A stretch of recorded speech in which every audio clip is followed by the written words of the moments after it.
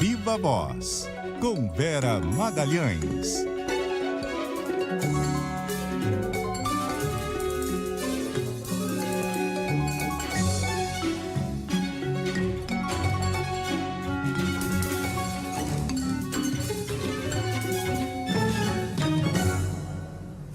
Boa noite, Carol. Boa noite a todos os ouvintes, todo mundo que nos assiste, neste que eu espero que seja o último Viva Voz em isolamento, já que eu estou no 4º dia dos sintomas, amanhã pretendo testar de novo. Tudo bom, Carol? Oi, Vera, boa noite para você, mas tua voz também já está bem melhor. Acho que amanhã já vai rolar, hein? Tomara. Já vai dar bom, já vai dar bom. Bom, hoje é um dia em que tudo está acontecendo, muita coisa acontecendo no Brasil, porque a abertura do encontro de chanceleres do G20 no Rio de Janeiro, então muitas autoridades que estão no país, que falaram a respeito dos principais temas de política externa do Brasil, principais temas aí da agenda global, e a gente vai falar muito sobre isso aqui hoje, porque isso também está relacionado ainda com o rescaldo da crise entre o governo brasileiro e o governo de Israel por conta das declarações do presidente Lula. Vamos falar também de política interna, porque os trabalhos no Congresso recomeçaram e tem uma série de reuniões importantes que a gente vai destrinchar para tratar da questão do impasse na medida provisória da reoneração e também tratar da questão das emendas que foram vetadas pelo presidente Lula, e isso segue sendo um assunto a gerar muita pressão em Brasília. Vamos falar de uma semana da fuga do presídio de Mossoró ainda sem solução, o Senado tendo aprovado o projeto que veta e restringe muito as chamadas saidinhas, então o que não falta hoje é assunto, Carol Moran. Pois é, não falta assunto. A gente pode começar falando sobre essa crise diplomática. Tem algumas frentes aí de apuração, Vera. Em Brasília, a Milena Teixeira segue acompanhando aí os desdobramentos. A gente tem a reunião do G20, o Rio de Janeiro está acompanhando. Claro que esse assunto repercutiu. Acho que a gente já tem a Milena Teixeira para falar conosco aí sobre isso. Milena, está na escuta? Boa noite para você. Boa noite, Carol. Boa noite, Vera. Boa noite para os nossos ouvintes. Estou sim, viu, Carol? E embora o governo brasileiro adote um tom de pacificação em relação a Israel, os representantes do país continuam divergindo da comparação que o presidente Lula fez entre a ação dos militares israelenses com o Holocausto. Hoje, o ministro das Relações Exteriores de Israel, Israel Katz, ele voltou a reclamar. Dessa vez, ele publicou uma nova mensagem ao petista no antigo Twitter. Ele publicou essa mensagem com uma brasileira que teve o namorado morto nos ataques do Hamas em 7 de outubro. E aí, Carol, nessa publicação, a mulher afirma que estava em uma festa com o namorado no dia em que os terroristas fizeram os ataques. Ela diz ainda que o companheiro morreu e ela conta que teve que se esconder para escapar dos terroristas. E diz também que se entristece com a comparação feita pelo presidente Lula. Em uma segunda manifestação, o ministro de Israel, ele disse que o mundo inteiro sabe que essa comparação é uma vergonha. Ele também afirmou que até que Lula peça desculpas, o petista continuará sendo uma personalidade indesejada em Israel. Diplomatas ouvidos pela CBN afirmam ainda que cada resposta a Israel, a partir de agora, vai ser avaliada e medida pela diplomacia brasileira. E que mesmo sendo considerada uma medida drástica, a expulsão do atual embaixador de Israel não está descartada até o momento. Os diplomatas afirmam que até agora, a partir de agora, o Brasil quer virar essa página, tanto que hoje o objetivo do governo foi destacar o encontro que o presidente Lula teve com o secretário de Estado dos Estados Unidos, Antony Blinken, e mesmo em meio a essa crise com Israel, o principal aliado dos israelenses manteve esse encontro bilateral com Lula aqui no Palácio do Planalto. Essa reunião durou pouco mais de 1h30 e na saída o secretário afirmou que foi um bom encontro e que Brasil e Estados Unidos trabalham em conjunto em temas bilaterais e globais. A imprensa não acompanhou essa reunião, mas o Planalto divulgou uma foto de Lula com o secretário apertando as mãos e sorrindo. Vera e Carol. Ô Milena, o embaixador Frederico Meyer chega quando ao Brasil? Olha, a expectativa é que o embaixador desembarque hoje aqui no Brasil, no Rio de Janeiro, e a expectativa é que ele fique no Rio até sexta-feira. Depois ele deve viajar com Brasília aqui para Brasília para ter mais encontros com os ministros. Mauro Vieira também volta para Brasília na sexta-feira. Vera.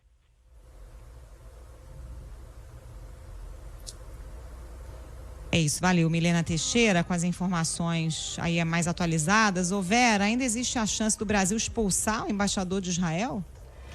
Olha, a nossa colega Malu Gaspar deu essa informação mais cedo e isso seria ali uma medida bastante drástica, porque representaria praticamente um rompimento de relações, Carol. Eu acho que o governo vai evitar chegar a esse extremo, mas eu ouvi de uma fonte uma condição em que eles acham que isso poderia ser feito.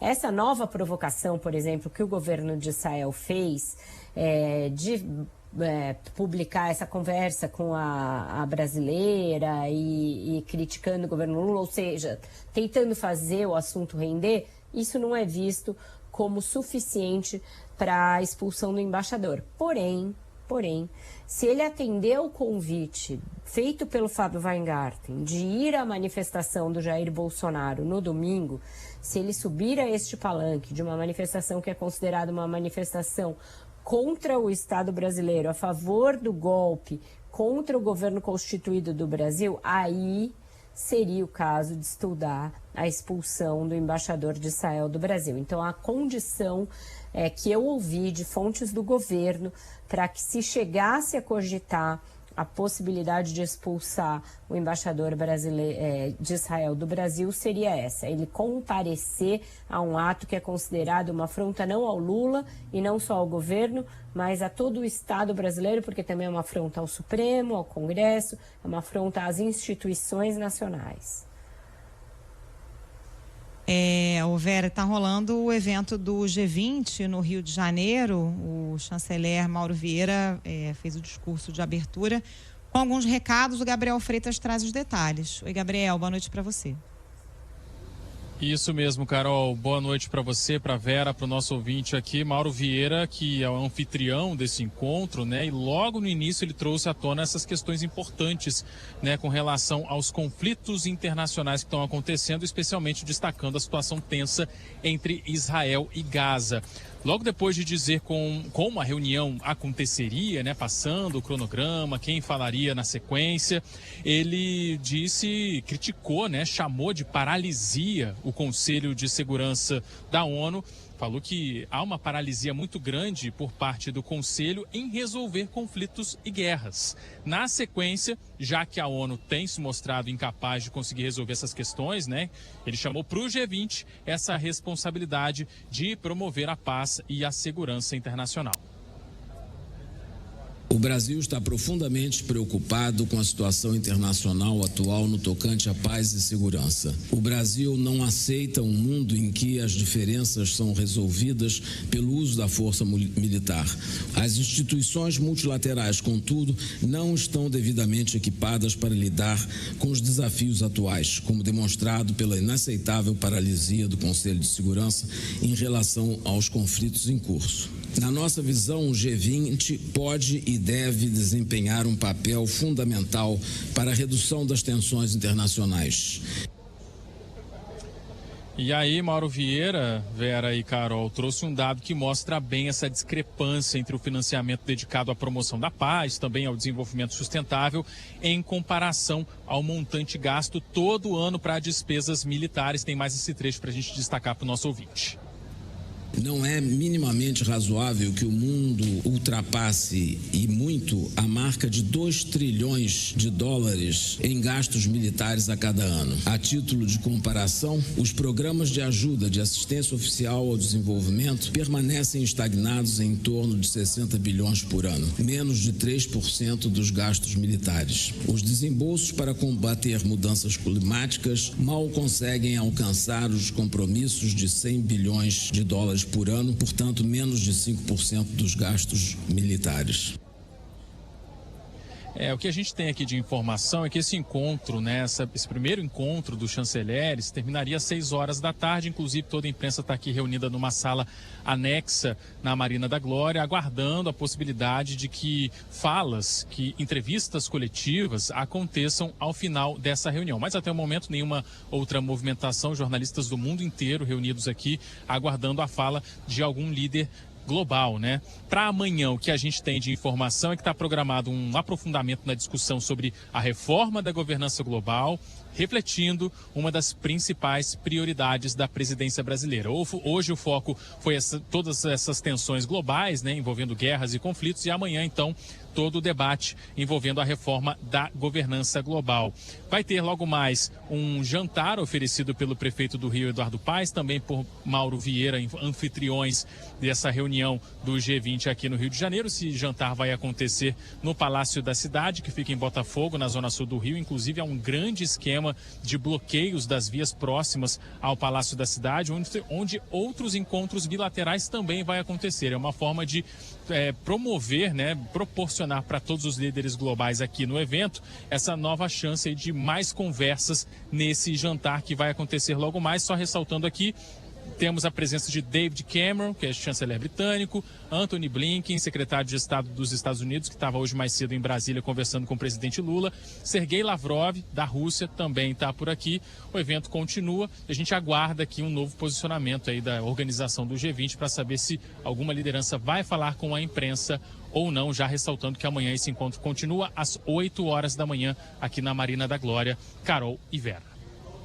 Muito obrigada, Gabriel. Pois é, Carol, o chanceler Mauro Vieira tentou reposicionar o Brasil nessa discussão sobre a paz em Gaza, né? Trazer de volta a discussão para essa coisa de que o Brasil está sendo enérgico e está sendo muito firme na defesa do cessar-fogo imediato e da paz, que o Brasil não tolera e não vai tolerar um mundo em que as diferenças são discutidas na base da força e na base militar, que é preciso reformar as instituições multilaterais para que isso não continue acontecendo e que elas tenham, de fato, um poder para que as suas resoluções sejam atendidas e para que os consensos prevaleçam sem que as superpotências tenham poder de vetar essas resoluções. Qual é o problema imediato que a gente pode ver na fala do nosso ministro de Relações Exteriores? O fato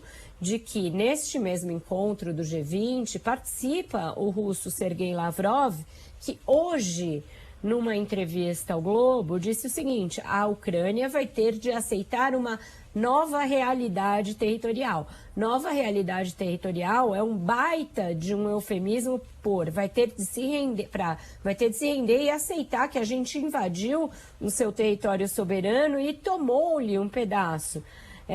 Então, quando você critica as instituições multilaterais e você diz que o G20 vai ser uma instância a se sobrepor, inclusive à ONU, e a mostrar que é possível dialogar com as diferenças, mas você tem um membro importante que chega ao país no encontro dizendo algo como isso, você está praticamente pregando no deserto, porque o que a Rússia está dizendo é que ela vai seguir com a sua invasão à Ucrânia e ainda disse assim, olha, o Ocidente que pare de mandar armas para a Ucrânia porque ela vai ter de aceitar esta nova realidade. Isto não é diferente da insistência de Israel em permanecer com a sua campanha em Gaza. Porque nos dois casos há mortes de civis, há mortes de crianças, há crimes de guerra, há uma série de violações aos direitos humanos e o Brasil tem sido muito mais enfático em um caso do que em outro. No caso da Rússia, não existe uma condenação veemente à insistência de uma ocupação que já dura 2 anos. O Brasil convive com essa realidade mais ou menos de uma forma ali silente. Então, todas essas contradições, o que elas mostram? Elas mostram aquelas diferenças. Você é mais duro com quem você não é alinhado e menos duro com quem você é alinhado. Da mesma maneira, a conversa do Lula com o Antony Blinken está cheia dessas idiosincrasias. Por quê? Porque o norte-americano cobrou Venezuela, cobrou ali uma posição do Brasil a respeito da Venezuela, de eleições limpas na Venezuela. A gente não sabe o que foi a resposta do Lula.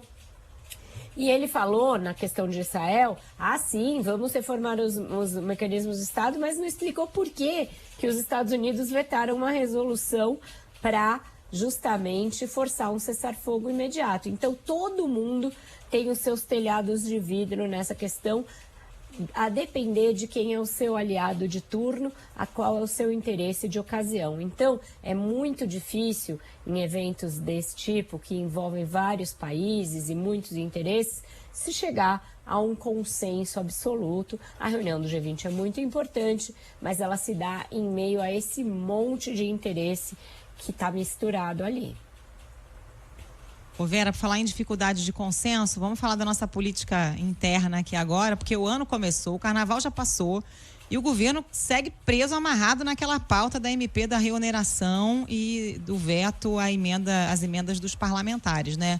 Isso continua ainda encruada, essa negociação com o Congresso. Samantha Klein tem apuração sobre isso pra gente. E tem algumas outras pedras no caminho aí no sapato antes de chegar a esses temas importantes, né? Samantha, boa noite para você. Muito boa noite, Carol e Vera. E olha, são pedras no sapato de tamanho bastante avantajado, viu? Porque o governo está enfrentando pelo menos 2 grandes impasses antes de enviar ao Congresso Nacional projeto que trate da reoneração da folha de pagamentos a partir de 2025. Um deles é a extinção do PERSE, aquele programa criado para incentivar o setor de eventos durante a pandemia, mas cujo volume de desoneração vem crescendo cada vez mais e assustando o governo. E outro é a extensão da desoneração para prefeituras de até 142 mil habitantes, presente aí no projeto que foi vetado pelo presidente Lula. O governo conta com votos no Congresso para derrubar estes 2 benefícios com potencial de rombo bilionário para as contas públicas. Mas a verdade é que enfrentam uma forte resistência do setor de eventos e também dos prefeitos, ainda mais em ano eleitoral. Vetar auxílio aos caixas municipais, sem dúvida, é um entrave político para o Palácio do Planalto. Inclusive, no caso do PERSE, esse programa para o setor de eventos, a Receita está fazendo um levantamento da renúncia fiscal a fim de tentar sensibilizar os parlamentares em torno da importância de encerrar este programa. No entanto, a situação é bem complicada. Alguns parlamentares com os quais eu conversei em off, nos bastidores, eles dizem que o governo não tem esses votos, está enfrentando essa dificuldade e que essa sim é a razão para a demora no envio, portanto, deste projeto para o Congresso, Vera e Carol. Pois é, eu também conversei com senadores, com deputados, com ministros hoje, Samantha, depois do almoço que houve na casa do presidente do Senado, Rodrigo Pacheco, com lideranças e com ministros. Me pareceu que eles ainda não têm esse formato, né, de como resolver esse impasse. O que está no horizonte? O que eles vão mandar exatamente para o Congresso em substituição à MP 1202? Então, Vera, essa é, inclusive, uma grande questão, porque eles não têm nenhum formato ideal de como fazer uma eventual compensação em caso de realmente manter a desoneração. Inclusive, o líder do governo no Congresso, Randolfo Rodrigues, quando saiu desse encontro, né, na RO do Senado, ele foi bem menos enfático do que na segunda-feira, quando disse que estava tudo alinhado, que a cobrança, então a retomada da reoneração seria somente a partir de 2025, que estava tudo certo para que Lula, portanto, só desse o aval nesta semana. Nesta sonora aqui a gente até entende que ele está num tom bem mais ameno. Vamos ouvir. Deixa o ministro Haddad e o ministro Padilha anunciar isso aí para vocês, mas está muito próximo da solução. O que eu posso adiantar é que é uma solução que agrada todos os 17 setores e também atende o governo. Sempre destacar que a MP 1202 é fundamental para as contas públicas. Nós estamos falando de um conjunto de temas que, juntando o tema do PERSE e da compensação tributária, representa algo em torno de 50 a 60 bilhões e no momento em que nós temos que equilibrar as contas do país nesse semestre. E num movimento bem político mesmo, mais cedo, no finalzinho da manhã, Vera e Carol, congressistas e líderes de setores empresariais realizaram um ato para pressionar, em especial, o presidente do Congresso Nacional, Rodrigo Pacheco, também presidente da Câmara, para colocar em pauta a MP da reoneração. Até porque os parlamentares garantem que tem votos suficientes para derrubar essa medida, caso seja necessário. Inclusive, alguns parlamentares dizem que o governo promete muitos temas e muitas vezes acaba não cumprindo, e nesse caso os parlamentares acabam criticando, portanto, esse desrespeito. Só uma última consideração é que a questão do PERSE vai ter aí ainda mais mobilização, até porque já teve audiência na Câmara dos Deputados. Esse setor está vindo bastante forte para tentar manter esse benefício. E o governo ainda não enviou a mensagem retificativa para a MP da reoneração, porque com medo de não conseguir aprovar esse projeto, poderia, segundo um senador com o qual conversei, ficar sem absolutamente nada e ter de manter a desoneração para pelo menos 17 setores. Vera e Carol. Valeu, Samanta, obrigada. O que está pegando, hein, Vera? Por que está empacado? Olha, está empacado porque tem soluções diferentes para os problemas. O governo não quer que se vote o veto às emendas, aquele veto às emendas de 5,6 bilhões, porque isso é um dos principais jabutis na sala. Quer que o Rodrigo Pacheco segure na unha esse negócio e, além de tudo, que ele não devolva a MP. Então, é uma pressão dupla sobre ele, com uma pressão também do lado contrário para que ele devolva a MP e marque logo a sessão dos vetos. Então, nesse momento, a imagem que mais traduz a situação do impasse em Brasília é o presidente do Senado sendo puxado pelos braços, um lado pelo governo, um lado pelo Arthur Lira, e ele tendo de decidir o que ele vai fazer. Ele não quer ser um impetuoso a devolver a MP e também está ajudando o governo não marcando a sessão de vetos, mas ele quer que o governo decida essas duas questões.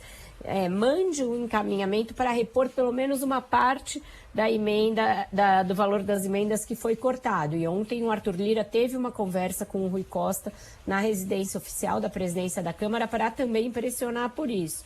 E na questão da MP, o Lira quer que se mande 4 projetos, que cada tema espinhoso da MP dê origem a um próprio projeto de lei, nenhuma MP, tudo projeto de lei, para que seja votado com tempo, ou seja, talvez nunca, e para que a reoneração não valha nesse ano, porque a MP diz que ela vale a partir de abril, transformando em projeto de lei, ela não vigora a partir de abril, então pelo menos você ganha o ano de 2024 para valer a desoneração continuar mantida. Então esse é o desenho atual, mas o Haddad ainda resiste muito, e resiste muito a questão do PERSE, porque a Câmara faz questão de manter por mais um tempo esse programa. O que eu ouvi hoje de um aliado do Lira, muito próximo, é o seguinte: é muito bonito o PT votar um PERSE de 5 anos quando o presidente é o Bolsonaro e aí querer extinguir no primeiro ano quando o presidente é o Lula. O Vera, aí Rodrigo Pacheco está de que lado? Porque ele sempre foi considerado uma bola de segurança ali do governo no Congresso, mas ontem, por exemplo, ele fez uma cobrança super dura ao Lula nessa questão aí de Israel, né? O que acontece é que ele está sendo muito pressionado pela oposição, Carol. E neste caso específico, o principal aliado dele, o padrinho político dele, que foi responsável pela eleição dele, que vai sucedê-lo, entregou para ele, vai pegar dele, é o Davi Alcolumbre, e é judeu. E ele é um militante da causa judaica e pressionou muito o Pacheco por essa declaração. Então ele fez a declaração, fez a cobrança, mas é que ele vai ficar todo dia. E aí, cadê a retratação? Cadê, presidente? Ele fez a cobrança, cumpriu o que se esperava dele, fez o número dele, mas não vai insistir nessa retratação como o governo de Israel, por exemplo, está insistindo. Bom, vamos para um rápido intervalo, a gente volta já já com o repórter CBN e logo mais tem o Pablo Hortelado aqui com a gente no Viva Voz. CBN Ponto de Vista, com Pablo Hortelado.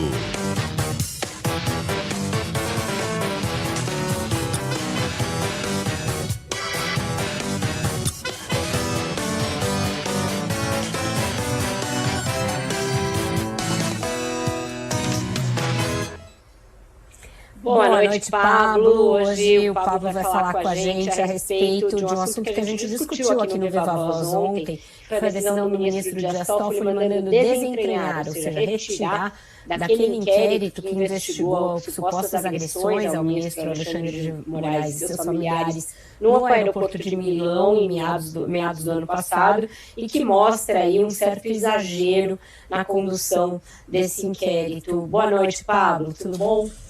Boa noite, Vera. Boa noite, Carol. Tudo bem por aqui, nessa tarde chuvosa aqui de São Paulo. Exato. Olha, Vera, essa situação da agressão ao ministro Alexandre de Moraes durante uma viagem em Roma, uma situação muito lamentável, né? E o ministro se mostrou bastante irritado, como qualquer um de nós ficaria diante de uma situação dessa, de uma agressão, de uma pessoa te atacando, quando você está junto com a família, no desempenho na sua vida privada e não no desempenho das suas funções públicas. Apesar disso, quando a gente olha o desenlace, né, como a conclusão desse processo, né, que redundou aí numa caracterização de uma ofensa de menor potencial ofensivo, isso preocupa muito quando a gente olha para trás e vê todo o processo, né? Foram 7 meses de investigação, a gente teve mandato de busca e apreensão direcionado para esse advogado, que era o agressor, né, o suposto agressor. A gente teve as câmeras que flagraram essas agressões lá em Roma, mantidas sob sigilo. Até hoje, a defesa não teve acesso, a defesa dos acusados, né, não teve acesso integral àquelas imagens para poder fazer uma perícia. E a gente teve conversa aí entre o advogado e o cliente revelado no processo. Então a gente teve uma série de coisas que saíram do script para uma coisa relativamente pequena. Foi um bate-boca, talvez tenha tido um empurrão, mas ele não foi para tudo isso. E eu acho que esse episódio revela aí um padrão sobre o qual a gente já conversou aí no passado, de abusos de todo esse conjunto aí de inquéritos e de investigações, de processos sobre atos antidemocráticos.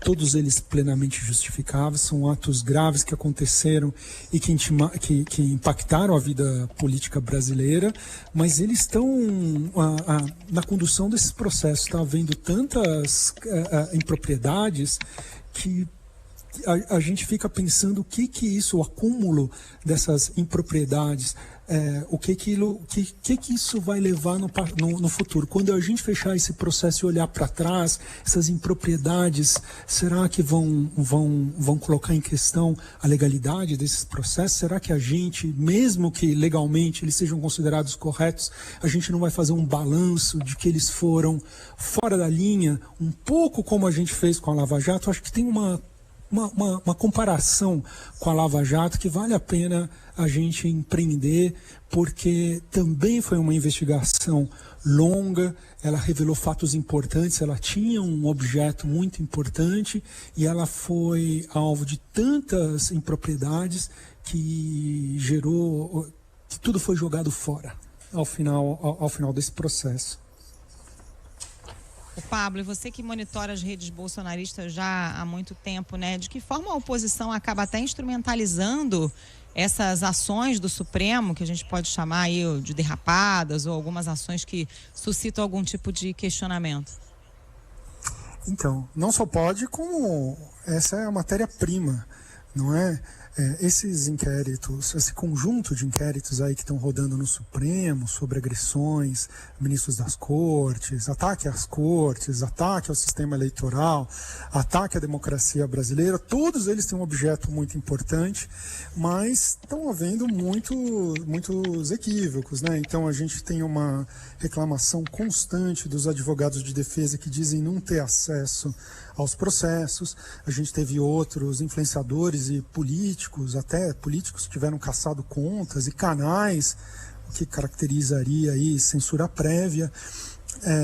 Então todos esses elementos aí de mão pesada na condução dos processos, eles terminam permitindo que as pessoas que estão sendo investigadas por boas razões, porque a democracia brasileira teve em risco e a gente vivenciou aí um período muito preocupante, isso permite com que essa mão pesada seja instrumentalizada para dizer que é tudo abuso, de que não houve nada. E aí, de novo, a comparação com a Lava Jato faz sentido. Lava Jato, ela também investigou um processo de corrupção que existiu, que foi documentado, a gente viu a movimentação de valores, as empresas, elas confessaram, as empresas restituíram valores, as empresas pagaram multas, essas investigações desencadearam efeitos em outros países onde as empreiteiras estavam operando, e apesar de tudo isso, por causa da má condução do processo, juiz que combinava passos do processo com acusação, quebra de sigilo telefônico, perseguição a um partido político, uma série de impropriedades. Tudo isso fez com que os efeitos positivos dessa operação foram se perdendo no tempo, e a gente já está vendo aí nos próximos meses que a gente vai ter um momento que todo mundo vai ser solto, as empresas não vão pagar mais nada, e todo aquele avanço que a gente tinha feito no combate à corrupção se perdeu.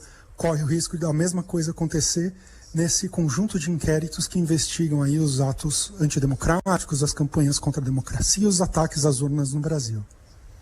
É isso, muito obrigada, Pablo. As suas observações estão em perfeita consonância com as minhas, eu falei sobre isso também aqui, e a gente ainda vai tratar muito desse assunto, então te agradeço por hoje e te espero na segunda-feira de novo, a gente te espera.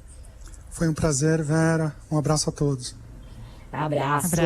E continuando nesse tema, porque tem tudo a ver com o que o Pablo falou, hoje a gente teve uma fala dura do ministro Roberto Barroso, presidente do Supremo Tribunal Federal, que numa entrevista à Globo News mencionou a participação de militares no que está se investigando como uma trama golpista para tentar melar o resultado das eleições do ano passado, e ele falou da responsabilidade desses militares, da necessidade de puni-los e responsabilizá-los.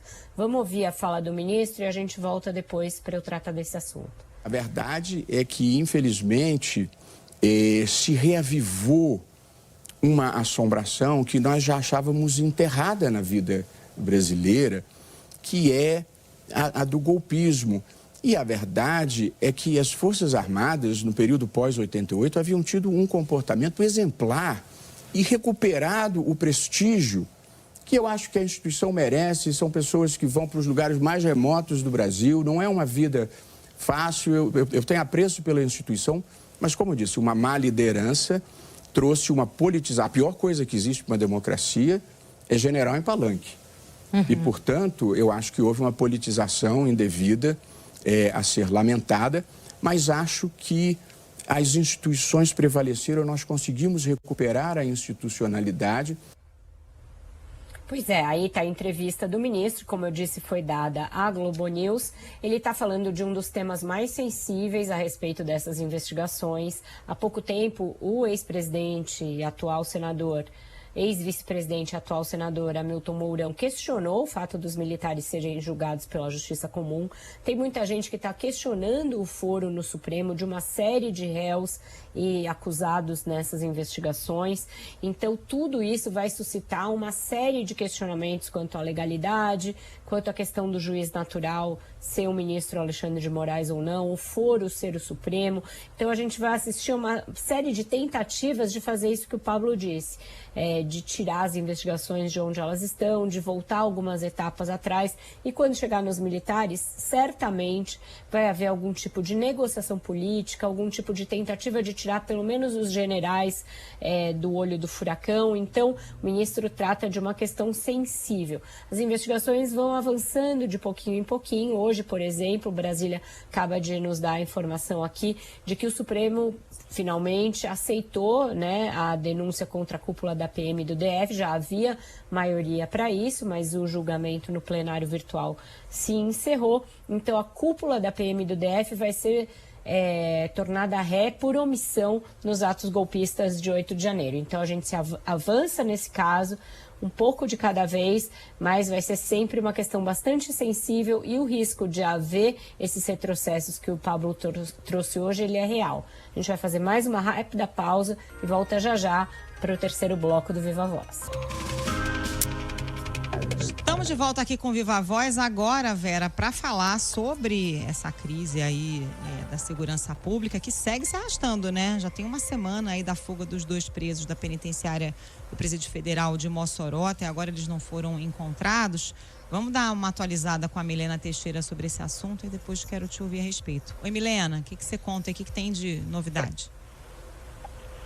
Pois é, Carol, uma semana após 2 presos fugirem da penitenciária de Mossoró, o governo começou a instalar barras de ferro para aumentar a proteção das luminárias das celas e também nos espaços de vivência da prisão federal. A gente lembra que essa foi a primeira fuga da história do sistema penitenciário federal e que os detentos até agora continuam foragidos.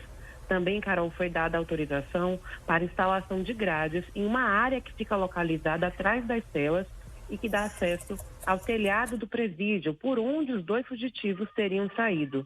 O documento ainda determina algumas medidas, como a atualização do procedimento operacional para a implementação de rondas externas e também troca imediata das câmeras de vídeo monitoramento, além de providências para reforçar a estrutura das luminárias existentes no interior das celas. E essa fuga, Carol, impulsionou o plenário do Senado Federal a aprovar, por 62 votos a 2, o projeto de lei que acaba com a saída temporária dos presos, conhecida como saidinha, em feriados e datas comemorativas, como o Dia das Mães e Natal. O governo, inclusive, liberou a bancada para votar como quisesse. O texto que teve relatoria do senador Flávio Bolsonaro, do PL, foi apoiado pela oposição e pelo Centrão e voltará para a Câmara por causa das mudanças que foram feitas no Senado. Vera e Carol. Pois é, boa noite, Milena. Eu conversei hoje, inclusive, com o primeiro autor do projeto, o deputado Pedro Paulo. Ele apresentou isso lá atrás, em 2011, com outro teor. O projeto foi super endurecido na Câmara quando foi aprovado. Agora foi um pouco suavizado no Senado e volta para a Câmara. Então, com certeza foi uma consequência também dessa questão da fuga em Mossoró e de todo o precedente grave que se abriu a partir disso, mas a gente tem, como você disse, uma semana dessa fuga sem a resolução ainda, esses montes de questões em aberto. Eu queria ouvir de você, o Ministério da Justiça vai apurar se, afinal, uma suposta empresa laranja agiu nas obras do presídio em Mossoró? Vai apurar sim, viu, Vera? O Ministério da Justiça informou que vai acionar os órgãos competentes federais para que seja realizada, nas palavras dele, da pasta, uma rigorosa apuração sobre uma empresa que realizou obra no presídio de Mossoró. A gente lembra que, conforme reportagens do jornal Estado de São Paulo, o governo federal contratou aí uma empresa que estaria em nome de um laranja para uma obra de manutenção na penitenciária federal. Oficialmente, a empresa tem como dono um homem que mora na periferia aqui de Brasília. Ele, inclusive, foi beneficiário do auxílio emergencial e recebeu a parcela em 12 pagamentos.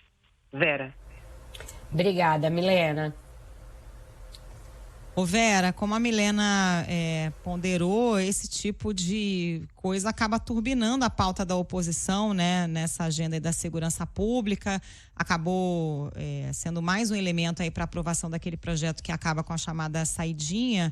E aí vem a pergunta, o presidente Lula pode vetar essa matéria quando ela passar de novo pela Câmara?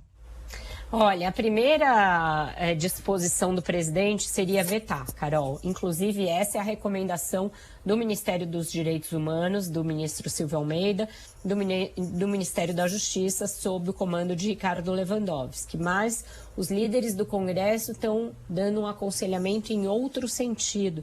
E também os ministros palacianos, o ministro da Casa Civil, Rui Costa, e o da Articulação Política, Alexandre Padilha, que ele não vete e que ele deixe que as entidades representativas de direitos humanos, entidades representativas da advocacia, vão ao Supremo arguir, eventualmente, a inconstitucionalidade da matéria. Primeiro, o conselho vamos ver como vai sair da Câmara, porque tanto eles podem acatar as mudanças que foram feitas no Senado, e foram mudanças até para abrandar um pouco o texto da Câmara, e pasme, né, uma das emendas foi do senador Sérgio Moro, para justamente criar possibilidades a mais em que a saída continua sendo permitida, e aí ver como esse texto sai da Câmara para ver o que fazer. O que esses líderes disseram ao presidente? Não se pode entrar em todas as brigas. E essa foi uma coisa que eles disseram muito claramente a ele. O governo não pode entrar em todas as brigas com o Congresso. Foram várias as matérias em que o governo insistiu em vetos que sabia que seriam derrubados pelo Congresso, porque eram matérias que tinham sido amplamente votadas e aprovadas tanto na Câmara quanto no Senado. Nesse caso, ontem o placar foi de 62-2. Até o líder do PT, senador Fabiano Contarato, fez uma fala ali eloquente a favor da matéria, dizendo que ele, como delegado, não se sentia confortável em votar contra essa matéria, sabendo que há uma série de benefícios para presos no Brasil e que as famílias de quem perde seus entes em homicídios e algumas coisas se sentem revoltadas quando vem a pessoa sair depois de cumprir apenas um pedaço muito pequeno da pena. Então, até os senadores do PT votaram nessa matéria. O senador Flávio Dino não votou, porque ele, como ministro do Supremo, pode ter de julgar esse caso lá na frente, então ele não votou no assunto. Mas outros senadores do PT, senadores da base aliada, votaram a favor. Se o Lula vetar, é mais um veto que fica na linha de cair ali no Congresso. E com isso o presidente vai se desgastando, e vai se desgastando numa pauta que em ano eleitoral vai ser muito frequente. Apesar de segurança não ser um tema municipal, todas as pesquisas nas principais capitais mostram que quando a população é questionada sobre qual é o principal assunto da eleição municipal, elas apontam a segurança pública. Sendo um projeto de um deputado da base, que é cotado para ser vice do Eduardo Paes aí no Rio, portanto, na chapa que vai ter o apoio do PT, um veto do Lula daria munição para o bolsonarismo dizer que o Lula é pró-bandido, que o Lula é pró-crime organizado, que o PT apoia só bandido, só aposta em direitos humanos de bandido, uma pauta que é cara ao bolsonarismo. Então o Lula está sendo aconselhado a não interpor esse veto, vou escrever isso no meu blog com mais detalhes daqui a pouco, mas essa é uma apuração muito quente do dia, eu ouvi muita gente, é uma coisa que vai causar muita celeuma na esquerda, porque essas questões todas são consideradas importantes para a ressocialização do preso, então tem toda uma doutrina séria, consistente de direito penal e de quem estuda a questão realmente de direitos humanos e direitos penitenciários, que mostra que a pessoa precisa se ressocializar, mas está um momento muito inflamado na sociedade desse debate e o presidente está sendo aconselhado a isso, não se pode entrar em todas as brigas. E aquelas explicações que foram dadas logo depois da fuga de Mossoró vão todas caindo por terra, tudo meio irreal, né, Vera? O que fica evidente é que houve falhas ali em sequência de câmeras que não estavam funcionando, enfim, a saída dos presos foi muito facilitada, material de obra que foi deixado por ali, agora essa história dessa empresa laranja contratada para fazer a obra, a coisa vai ficando um tecido muito esgarçado, né? O ministro garantiu que eles estariam num raio muito próximo do presídio e agora já tem indícios de que eles percorreram pelo menos 38 quilômetros. Tem toda essa questão do acesso a materiais que não se explica.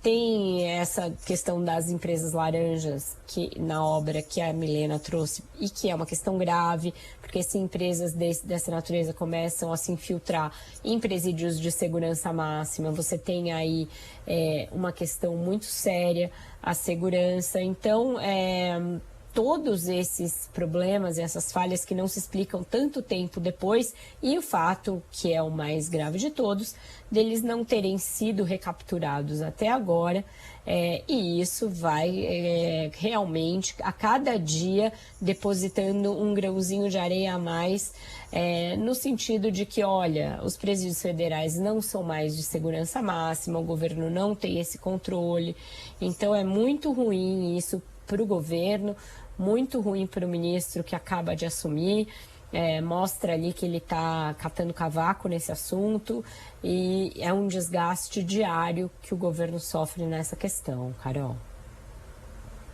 Bom, fechamos por hoje, né, Vera? Obrigada, boa noite para você, até amanhã. Boa noite para você, até amanhã, espero que já dos estúdios aqui de São Paulo e a gente faça o CBN direto dos microfones. Até mais. O Viva Voz direto dos microfones da CBN. Tchau, tchau. Amanhã o negativo vem. Beijo, Vera. Beijo, tchau.